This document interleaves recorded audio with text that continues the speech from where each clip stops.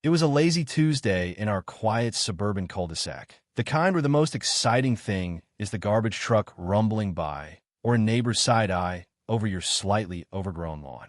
My brother-in-law, Nathan, pulled up in his sleek, government-issued black SUV, just like he'd done a dozen times before when VY sighting.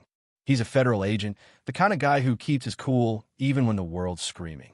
But that day, trouble found him before the engine even cooled. Barely 10 minutes after Nathan parked, two guys in mismatched polo shirts stormed up my driveway like they were auditioning for a bad cop show. One was balding, sporting wraparound sunglasses that screamed midlife crisis. The other had a fake badge clipped to his khakis and a walkie-talkie that squawked like it was possessed. This vehicle VY OLATS HOA Ordinance 12 unregistered guest parking. The balding one barked, clutching a clipboard like it was the Constitution. I try not to laugh. There's no such thing as Ordinance 12B, I said, crossing my arms. The second guy snapped, we passed it last week. Emergency session. It's retroactive. Retroactive. They said it with straight faces. Nathan leaned against his SUV, one eyebrow raised, looking like he was watching a comedy special. Sir, move your vehicle, or we'll call the authorities, they pressed. You mean real ones?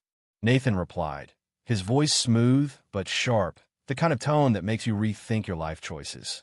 I could smell the entitlement rolling off these guys like burnt toast. Our HOA had always been a little unhinged, think passive-aggressive newsletters about trash complacement, but this was next level. They slapped a citation on Nathan's windshield, a Microsoft Word disaster titled, Notice of Vehicle Vile. Yes, with an H. Nathan didn't blink. One chance to walk away, he said, his smile polite but chilling. They didn't take it. We'll tow this thing, one threatened. That's when Nathan flipped open his wallet, revealing a badge that hit them like a freight train. Federal Bureau of Investigation. Counterintelligence, he said softly. The silence was golden. Their faces went from smug to sweaty panic in seconds. We're just enforcing rules, the balding one stammered. You don't have the authority to enforce anything, Nathan shot back. Impersonating law enforcement? That's a federal crime. They scurried off, muttering into their toy walkie-talkies, while neighbors peeked through blinds.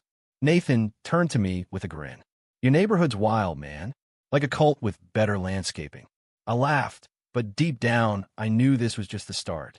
The HOA's president, Linda, wasn't one to back down. Picture a woman in a beige pantsuit, armed with a clipboard and a scowl that could curdle milk. She showed up the next day, announcing, "We have a situation," like she was leading a military briefing.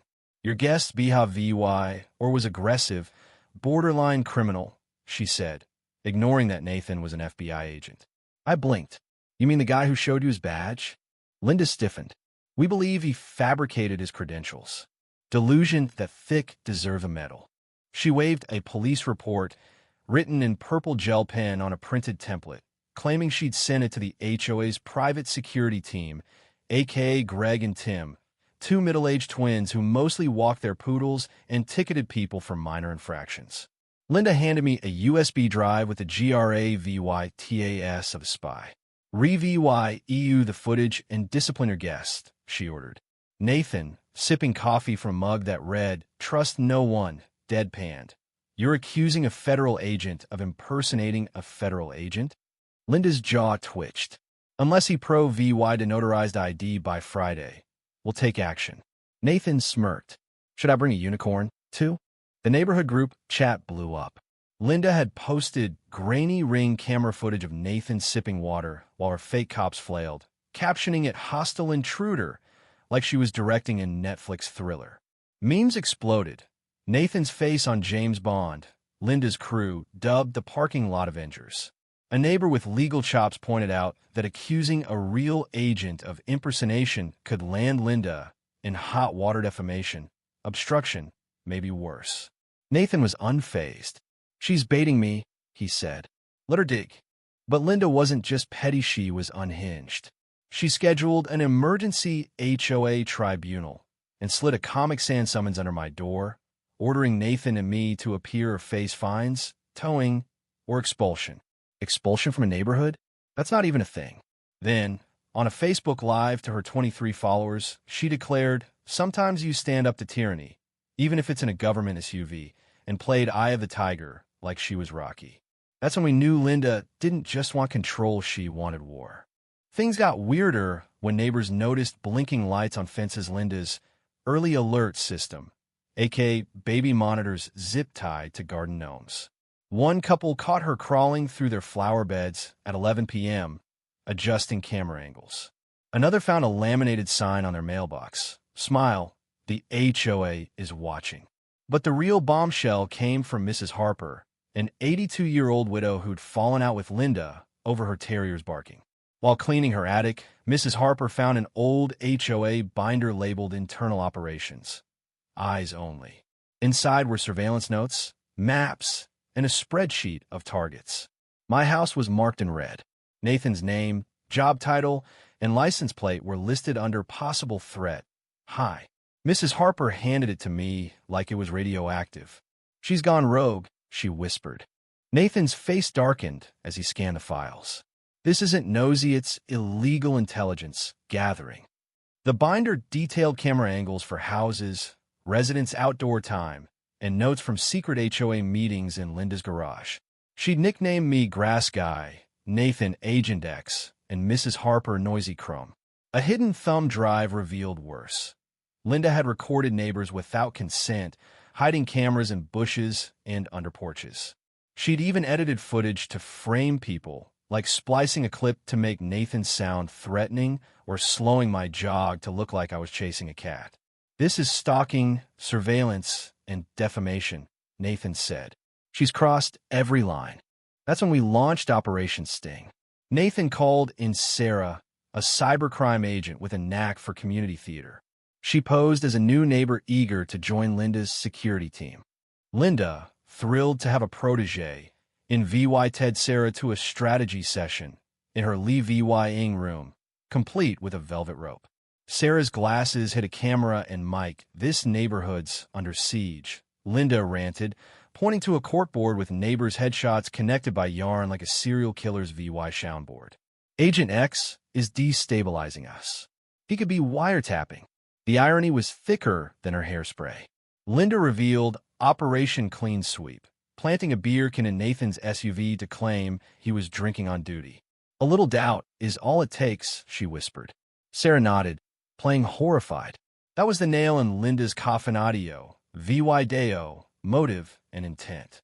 Nathan sent the EVY Denke to a U.S. attorney, who nearly choked on his coffee. "Is this a prank?" he asked.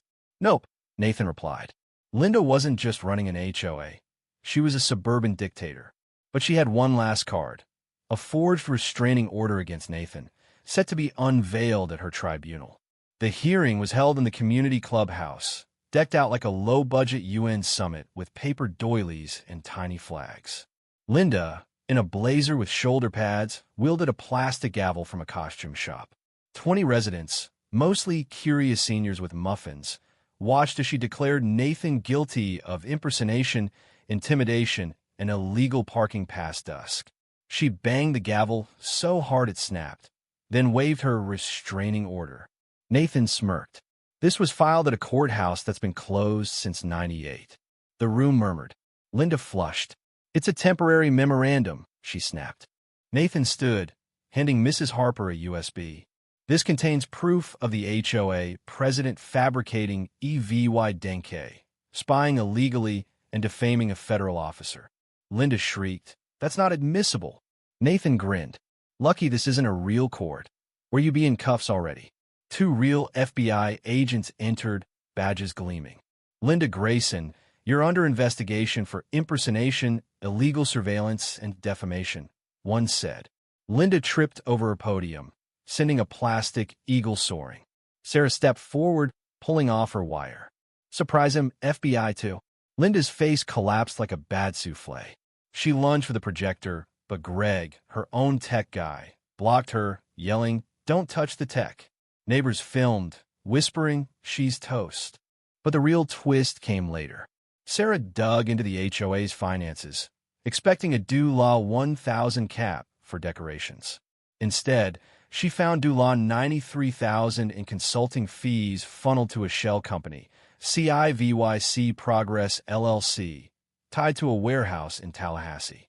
Subpoenas revealed the mastermind, Victor Steele, a property developer who funded HOAs to sow chaos, slap fines, and force homeowners out for cheap buyouts. Linda was his puppet in a real estate scam spanning 7 neighborhoods. A Dropbox Linda uploaded as insurance exposed Victor's betrayal, a plan to throw her under the bus if caught. When Nathan showed her the file, she whispered, "He promised I'd be mayor." Victor had played her ego like a fiddle. To nail Victor, we needed an insider. His assistant, Emma, a 26-year-old fed up with his toxic work culture, had DM'd a neighbor about the HOA's weaponization. She leaked emails and voice memos, including Victor bragging, by the time they realized they're bankrupt or gone. Suburban fears the best weapon. Nathan's team set a trap. An anonymous tip claiming an HOA member had dirt on Victor for sale. He bit, meeting Sandy, Sarah in disguise, in a model home wired by the FBI. "How much to keep this quiet?" he asked, not even checking her fake documents. "You told Linda to keep spending low-key," he muttered, sealing his fate. Sarah dropped the act. "You know, Shark, Victor just a parasite." Agents swarmed in. "You're under arrest for wire fraud, racketeering, and HOA abuse," one said. Victor sputtered, "This is entrapment." Nathan flashed his badge. "No, it's justice." The fallout was epic. Headline screamed, "Developer busted in HOA scam." Victor got 8 years. His empire was seized.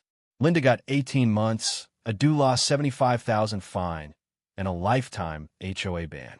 Her house was auctioned to Mrs. Harper's niece, who decked it out with flamingos and a giant inflatable squirrel. The neighborhood gutted the HOA, burning fake bylaws in a fire pit.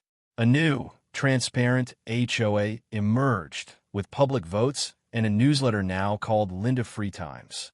Nathan, a local hero, dodged the HOA marshal title but couldn't escape the pies and lasagnas.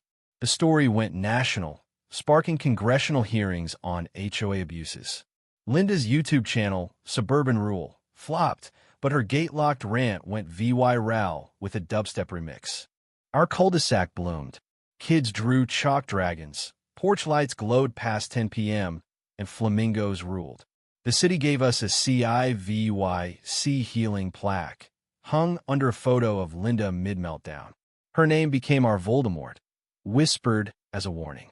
Nathan summed it up on a Zoom call. "One tyrant showed us what community really means. We turn a circus into a home. Pro-VYing fear only wins until neighbors fight back." So what do you think? Was Linda a delusional pawn or a willing VY lane? Should HOAs be banned outright, or can they be saved? And how far would you go to take down a suburban tyrant? Drop your thoughts below. Hit that like button if you've ever dodged an HOA fine, and subscribe for more wild tales where petty meets its match.